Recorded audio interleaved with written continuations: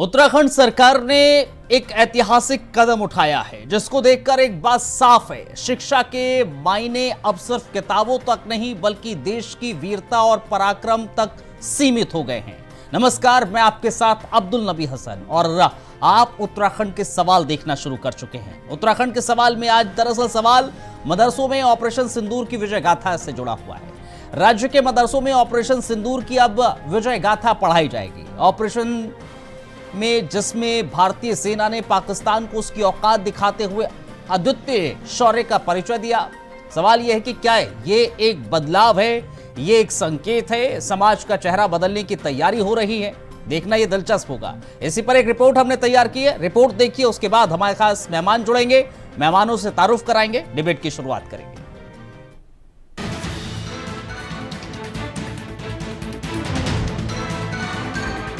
उत्तराखंड सरकार ने एक ऐतिहासिक फैसला लेते हुए राज्य के मदरसों में ऑपरेशन सिंदूर को सिलेबस में शामिल करने का निर्णय लिया है। इस ऑपरेशन में भारतीय सेना के पराक्रम और शौर्य की गाथा को मदरसों के छात्रों को पढ़ाया जाएगा। ऑपरेशन सिंदूर भारतीय सेना की एक महत्वपूर्ण उपलब्धि है, जिसमें सशस्त्र बलों ने बेजोड़ शौर्य और साहस का परिचय दिया। इस ऑपरेशन की सफलता को मदरसों के सिलेबस में शामिल करने के लिए छात्रों में न केवल सेना के प्रति सम्मान बढ़ेगा बल्कि देशभक्ति के लिए भी प्रेरणा मिलेगी।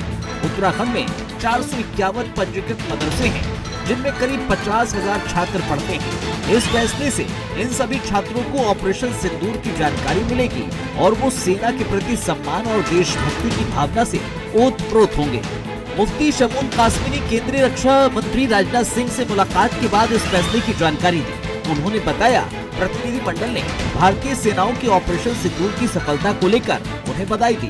इस मुलाकात के बाद उत्तराखंड मदरसा बोर्ड ने ये महत्वपूर्ण फैसला लिया है। माननीय रक्षा मंत्री भारत सरकार श्री राजनाथ सिंह से हमारी मुलाकात हुई, जिसमें देश के सूफी संत और इंटेलेक्चुअल मुस्लिम शामिल थे। हमने वहां ऑपरेशन सिंदूर की सफलता पर देश को और देश की सरकार को और माननीय रक्षा मंत्री और माननीय प्रधानमंत्री श्री नरेंद्र मोदी जी को मुबारकबाद दी और उनकी सफलताओं का पर उन्हें शुभकामनाएं पेश की।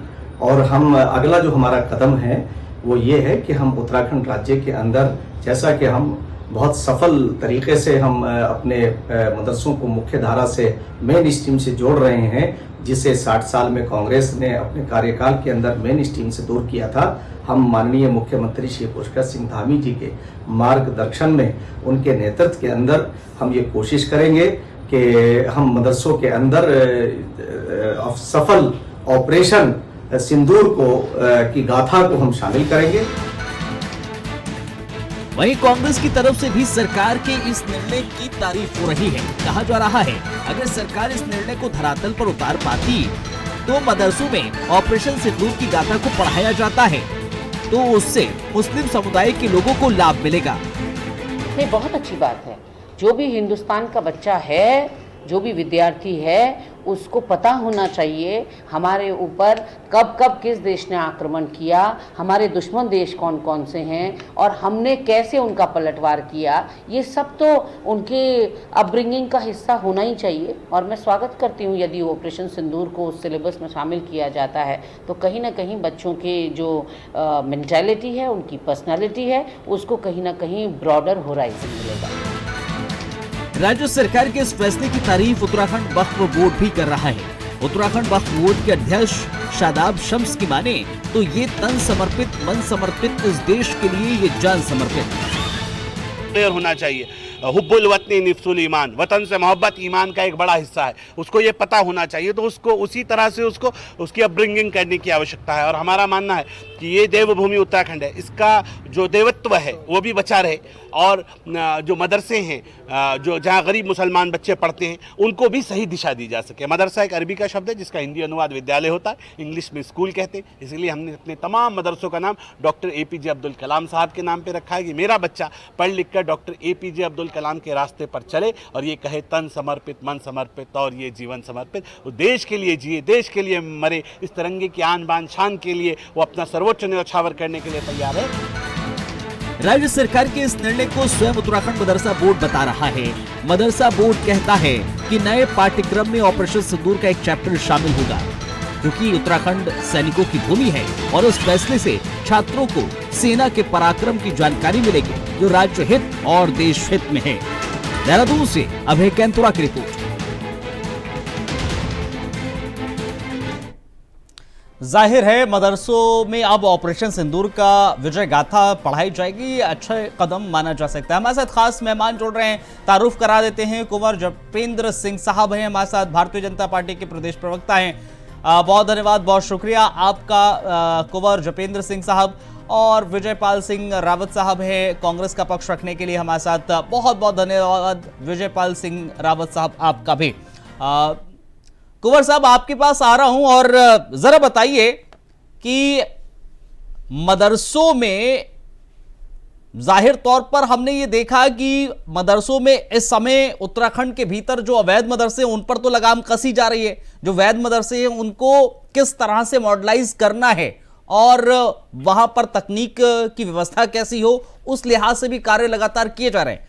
और अब उस पाठ्यक्रम में ऑपरेशन सिंदूर का होना किस तरह से इसको देखा जा सकता है कि बेहतर, क्योंकि कांग्रेस भी इसका स्वागत करती हुई नजर आ रही है, एक बेहतर कदम माना जा सकता है उत्तराखंड सरकार का।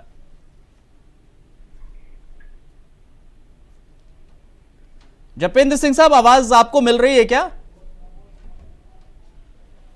ठीक है, ठीक है, कुंवर जपेंद्र सिंह के पास आवाज नहीं पहुंच रही है। विजयपाल साहब, क्या लगता है स्वागत कांग्रेस की तरफ से किया जा रहा है, कैसा कदम ये उत्तराखंड सरकार का है? मुझे ये लगता है अब्दुल भाई की अगर हिंदुस्तान के इतिहास में परमवीर चक्र विजेता अब्दुल हमीद को पढ़ाया जाता है, वैज्ञानिक एपीजे अब्दुल कलाम को पढ़ाया जाता है, तो अगर ऑपरेशन सिंदूर में भारतीय सैनिकों ने गौरवित करने वाला साहस दिखाया तो इसे पढ़ाए जाना कोई नई बात नहीं है, ये पहले से ही पढ़ाया जाता है। अच्छा। लेकिन मैं इसमें ये भी जोड़ना चाहता हूँ कि आप उसके साथ साथ उनको विज्ञान तकनीकी और जो आज हमारी नई जो संचार तकनीक दुनिया में आई है, जो बदलाव इस क्षेत्र में आ रहा है, वो भी पढ़ाया जाना जरूरी है। लेकिन अगर आप इस मानसिकता से पढ़ा रहे हो ये हिंदू है, ये मुसलमान है, ये जो भेद है, पहले बच्चों के दिमाग से ये चीजें हटाई जाए। ये सब हिंदुस्तान के नागरिक हैं। जैसा कि अभी मैं सुन रहा था, वफक बोर्ड के अध्यक्ष मेरे भाई सादाम शम्स कह रहे थे कि हिंदी अनुवाद है मदरसे का विद्यालय। तो जिस तरीके से आम विद्यालय में कोई चीज पढ़ाई जाती है, उसी तरीके से वो चीजें मदरसे में पढ़ाई जानी चाहिए।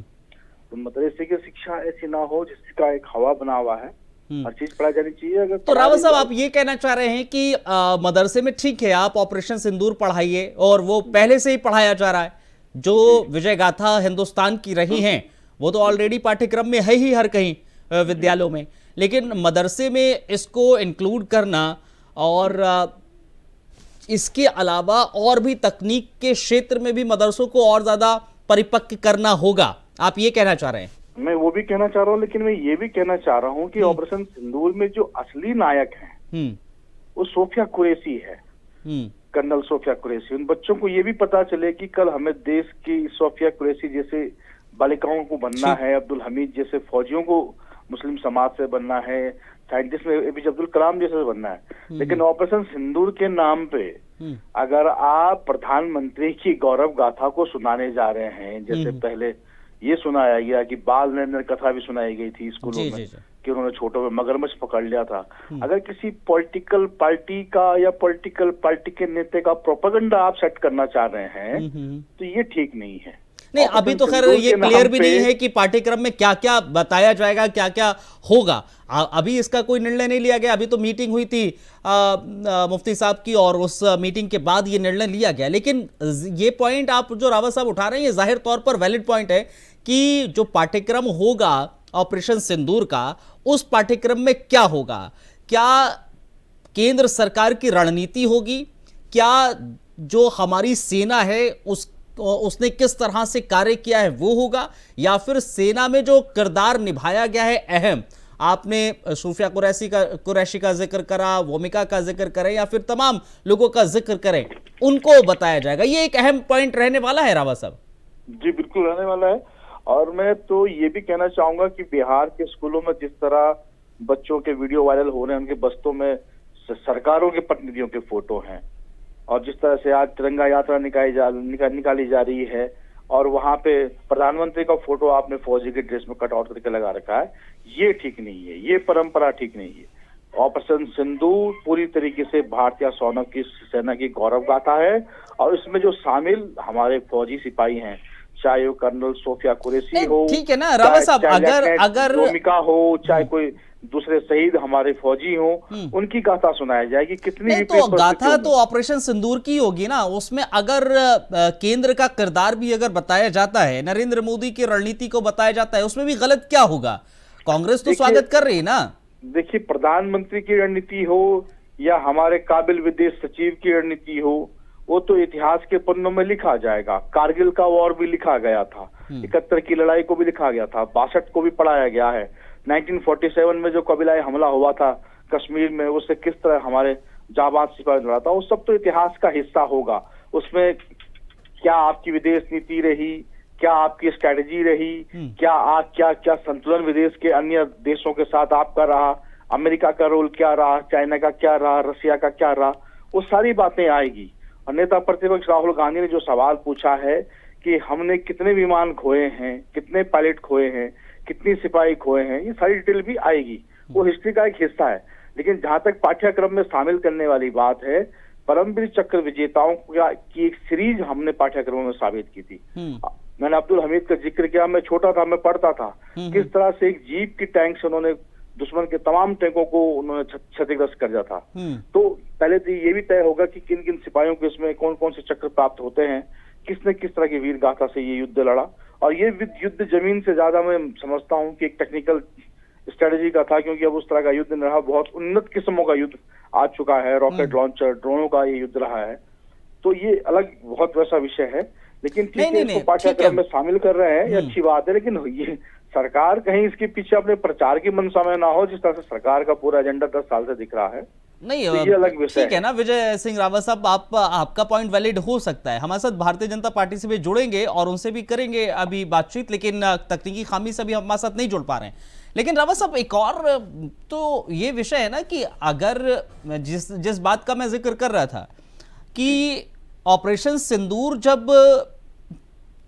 जारी किया गया, जब शुरुआत इसकी हुई, तो उस समय सरकार तो भारतीय जनता पार्टी की है और प्रधानमंत्री नरेंद्र मोदी हैं।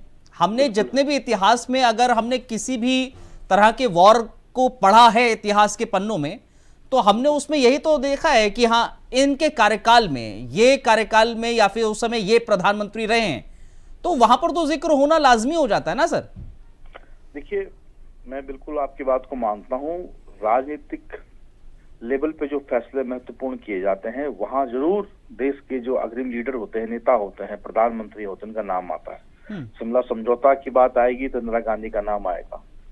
पाकिस्तान के 2 टुकड़े करके जब वो सरेंडर की बात आएगी तो जनरल मैनशॉ और श्रीमती सोनिया, उनका, इंदिरा गांधी जी का नाम आएगा। लाल बहादुर शास्त्री का ताशकंद में जो समझौता हुआ, जो वार्ता हुई अमेरिका से, इंदिरा गांधी ने अमेरिका वालों को कैसे आंख दिखाया, तब तक उनका, उन नेताओं का नाम आता है। लेकिन जो वॉर, बैटल वॉर की बात आती है, रणभूमि की बात आती है, रणभूमि के युद्ध के कौशल की बात आती है, तो वहां पे सिर्फ और सिर्फ देश के सम्मानित सिपाहियों का, देश के सैन्य अधिकारियों का नाम आता है। हमारे साथ मथुरा जोशी साहब जुड़ गए हैं। जोशी साहब, बहुत बहुत धन्यवाद, बहुत शुक्रिया, आपने हमें ज्वाइन किया।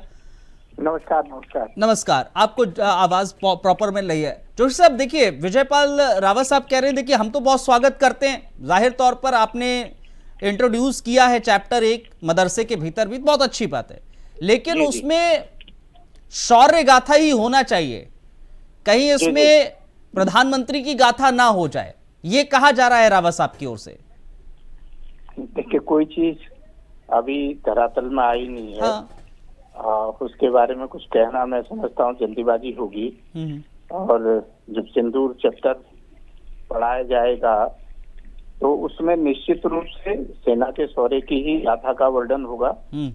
और जिनके कार्यकाल में इतनी बड़ी घटना हुई है, चाहे वो राजनीतिक नेतृत्व हो, चाहे वो सेना का नेतृत्व हो, निश्चित रूप से ऐसे लोगों के नाम हमेशा उजागर हुए हैं और भविष्य में भी वो होंगे। लेकिन देखिए, अभी तो सरकार ने निर्णय लिया है ये, उस निर्णय को हम धरातल में उतरने दें, उसके बाद ही उसमें हम कुछ कह पाएंगे कि क्या गलत है क्या सही है।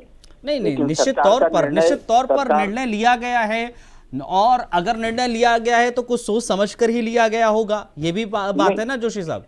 नहीं, मैं वही बात में आ रहा था। मैंने कहा कि जो भी निर्णय लिया गया है वो स्वागत योग्य निर्णय है और ऐसे निर्णय लिए जाने चाहिए। निश्चित रूप से ऐसे घटनाओं का जिक्र इतिहास में होना चाहिए और पाठ्यक्रम में भी होना चाहिए, क्योंकि हम अपने आने वाली पीढ़ी को किस तरीके से बताएंगे कि कब क्या हुआ था और किसके कार्यकाल में हुआ था, कौन किसके नेतृत्व में हुआ था, कौन लोग वहां जाकर पाकिस्तान में जाकर किस तरीके से पाकिस्तान की। मथुरा जोशी साहब, देखिए आपकी भी बात में आ गया ना कि किसके नेतृत्व में हुआ था, वो भी उसका जिक्र होगा। वही चीज रावत साहब कह रहे हैं कि इसी पे संदेह कर रहे हैं, कह रहे स्वागत योग्य कदम है, बाकायदा स्वागत योग्य कदम है, लेकिन अगर आप ऑपरेशन सिंदूर का जिक्र करेंगे तो वो कह रहे थे कि सूफिया कुरैशी का जिक्र होना चाहिए, मदरसों में पता होना चाहिए कि उनकी कौम की एक महिला वो जाकर सामने से लड़ी है और उसने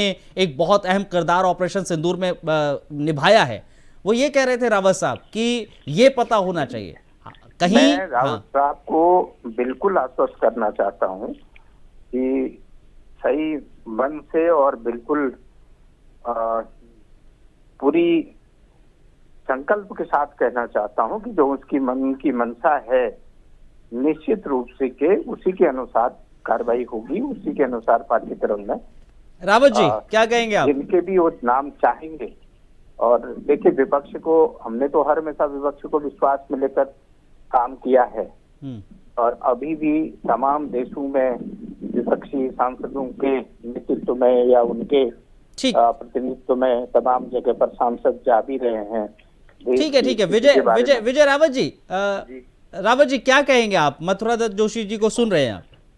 मथुरा दत्त जोशी जी को मैं सुन रहा हूँ और बड़ा अजीब लग रहा है कि आज कांग्रेस की आवाज जो थे कभी, आज वो भाजपा की आवाज बने हुए हैं। मुझे तो लग भी नहीं रहा है कि मैं किसी भारतीय जनता पार्टी के प्रदेश प्रवक्ता से बात कर रहा हूँ। मुझे लग रहा है मैं अपने परिवार के ही किसी नेता से बात कर रहा हूँ, अपने किसी सीनियर नेता से बात कर रहा हूँ।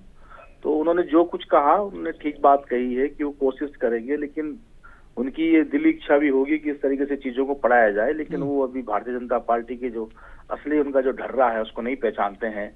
वो सूफिया कुरैशी जी की बात करके, वो ऑपरेशन सिंदूर के नाम करके अपने नेताओं की गाथा सुनाने के बड़े आदीन है।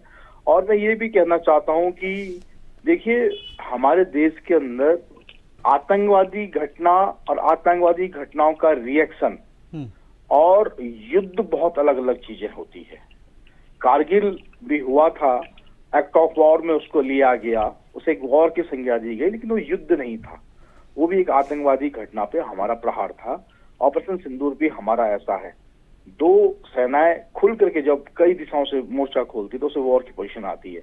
ऑपरेशन सिंदूर इस म्याने में जरूर महत्वपूर्ण था कि पूरे देश का ध्यान उसने अपनी ओर खींचा, लेकिन पहला सवाल ये जरूर उठेगा कि जो आतंकवादी दुर्घटना करके यहाँ से भाग गए थे, उनका ठिकाना अब तक हम लोग क्यों नहीं लगा पाए हैं? ये सवाल भी बड़ा है, इसके जवाब भी देने होंगे। ऑपरेशन सिंदूर में इतनी जल्दबाजी सरकार को क्यों है कि अभी बहुत ज्यादा कुछ हुआ नहीं है, इसको हम पाठ्यक्रम में शामिल करने जा रहे हैं, वो भी मदरसों में शामिल करना जा रहे हैं।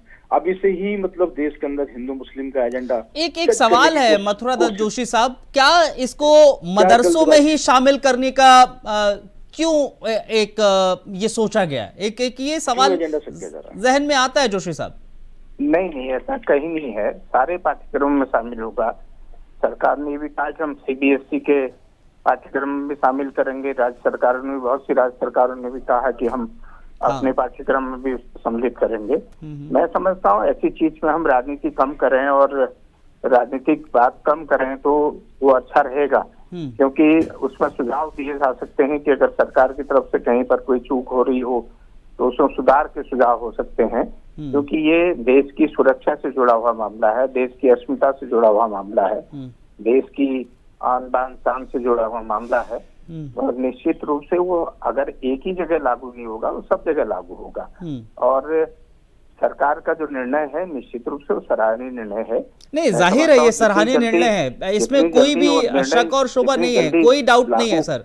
जितनी जल्दी लागू किया जा सके ठीक, उसको लागू नहीं किया जोशी जाना साहब, इसमें चाहिए। कोई भी डाउट नहीं है कि भाई ये निर्णय सराहनीय नहीं है, लेकिन जो रावत जी का डाउट है और कांग्रेस का डाउट है, विपक्ष का डाउट है, वो यही है कि नहीं, कांग्रेस का डाउट बिल्कुल निराधार डाउट है। अच्छा, उनको इसमें कोई शंका नहीं करनी चाहिए। और शंका किसी भी चीज में वर्तमान में जो कांग्रेस का नेतृत्व है वो मैं समझता हूँ शंका में नहीं जी रहा है। उनको शंका करने की कोई आवश्यकता नहीं है, उनके सरकार पर भरोसा रखना चाहिए। हाँ, जहाँ पर जो गलत होगा वहाँ पर निश्चित रूप से सरकार को सचेत भी करना चाहिए, सरकार को टोकना भी चाहिए, सरकार के सामने अपनी बात रखनी भी चाहिए। और कोई चीज अभी धरातल में आई नहीं है, मैं समझता हूँ उसमें शंका करना ये उचित बात भी नहीं है। रावत जी, क्या वाकई में नेतृत्व आपका इस समय शंका के दायरे में है पूरी तरीके से? नहीं, देखिए, शंका के दायरे में हमारा नेतृत्व नहीं है, लेकिन शंका के विषय पे परिचर्चा को इन्होंने ही आगे बढ़ाया है। मध्य प्रदेश केंद्र के काबीना मंत्री विजय शाह ने जिस तरह से अभद्र टिप्पणी कर्नल सोफिया कुरैशी पर की है, उसके बावजूद भी भारतीय जनता पार्टी की तरफ से उनके ऊपर कोई अनुशासनात्मक कार्रवाई नहीं हुई। एक भी भारतीय जनता पार्टी के नेता ने मीडिया के आगे आकर के उस मंत्री विजय शाह का विरोध नहीं किया, उस पर एक देशद्रोह की संगीन धारा मुकदमा दर्ज नहीं हुआ। तिरंगा रैली निकालते हुए भारतीय जनता पार्टी के ही लोग पाकिस्तान जिंदाबाद के नारे लगाते हुए दिखाई दे रहे हैं, फिर उस पर अपना स्पष्टीकरण भी दे रहे हैं। इसी भारतीय जनता पार्टी की वो यूट्यूबर, हरियाणा की वो महिला, वो अभी गद्दार निकली है, उस सूचनाएं बाहर कर रही थी। इतनी हरकतें भारतीय जनता पार्टी की तरफ से तो भारतीय जनता पार्टी की कैसे हो गई? मैं कह रहा हूँ कि इसको विषय में रावत साहब, वो ज्योति का जो जिक्र कर रहे हैं आप, यूट्यूबर ज्योति का, वो भारतीय जनता पार्टी की कैसे हो गई? नहीं, भारतीय जनता पार्टी की है, उसके कई फोटो, कई उसके प्रकरण सामने आ रहे हैं कि भारतीय जनता पार्टी सदस्य थी हरियाणा की। उसके भी हमें जो भी सूचना मिलती है मीडिया से प्राप्त होती है। नहीं रावत जी, ये गलत सूचना है आपको। तस्वीरें हो सकती हैं लोगों के साथ, लेकिन वो देश के गद्दार है, जाहिर तौर पर है, और उस पर कार्रवाई होगी। वो नहीं तो विजय साहब स्पष्टीकरण मांग लेते हैं। हाँ। उस पर क्या कार्रवाई कर रही है भारतीय जनता पार्टी? हाँ। मथुरा दत्त कोई टिप्पणी करती है, उसको क्यों नहीं पार्टी से बर्खास्त करती है? जोशी जी, उस पर क्यों नहीं मुकदमा दर्ज करती है? बहुत जल्दबाजी रहती है भारतीय जनता पार्टी के लोगों को। जोशी जी, मध्य प्रदेश के मंत्री के संबंध में पार्टी ने बिल्कुल उसमें एक्शन लेने की बात की है, उनसे जवाब तलब भी किया है। और क्योंकि मामला अब अदालत में है, क्योंकि अदालत ने स्वयं संज्ञान लिया है, और जो भी निर्णय अदालत का होगा उसके अनुसार कार्रवाई होगी। और भारतीय जनता पार्टी ऐसे तत्वों की निंदा करती है और ऐसे लोगों के, चलिए ठीक है, हम ड्रिल नहीं करते हैं, दूसरे मुद्दे पर चली जाएगी बहुत बहस। बहुत बहुत शुक्रिया जोशी साहब आपका भी हमें ज्वाइन करने के लिए। रावत जी, आपका भी बहुत बहुत धन्यवाद हमें ज्वाइन करने के लिए। और ये देखना होगा कि ये जो सिलेबस में अब ऑपरेशन सिंदूर लिया जाएगा मदरसों में, उसका क्या इम्पैक्ट पड़ेगा, और उस मदरसों में जो ऑपरेशन सिंदूर का सिलेबस होगा या फिर चैप्टर होगा, इनफैक्ट उस चैप्टर में क्या कुछ होगा। बहुत बहुत धन्यवाद, बहुत शुक्रिया आप दोनों का, हमें आप लोगों ने ज्वाइन किया और इस डिबेट का आप लोग हिस्सा बने। और हम दर्शकों का भी शुक्रगुजार रहेंगे, आप लोग भी इस कार्यक्रम का हिस्सा बने। बहुत बहुत धन्यवाद, बहुत शुक्रिया।